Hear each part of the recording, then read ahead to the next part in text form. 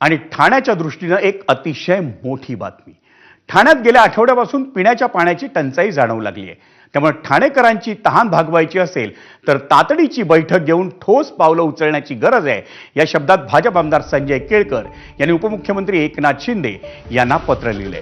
ठाणे शहरात वाढत्या लोकसंख्येमुळे पाणी टंचाई केवळ उन्हाळ्यातच नाही तर वर्षभर जाणवते, असाही उल्लेख केळकरांच्या पत्रात करण्यात आलाय। ठाण्याचा पाणी पुरवठा वाढवण्यासाठी विविध उपाययोजना करणं गरजेचं असल्याचं त्यांनी म्हटलंय।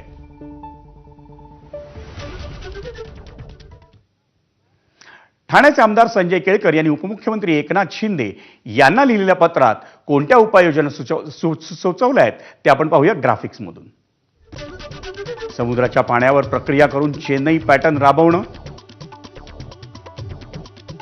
पोशीर आणि गारगाई प्रकल्पातून ठाण्यासाठी पाणी कसं मिळेल याची आत्तापासूनच उपाययोजना करणं, एसटीपी प्रकल्पातून इतर वापरासाठी पाणी कसं उपलब्ध होईल याची माहिती घेणं, ठाण्याच्या जलवाहिनींची गळती थांबवणं, विविध पर्यायांच्या चाचपणीसाठी तातडीनं उच्चस्तरीय बैठक बोलावणं,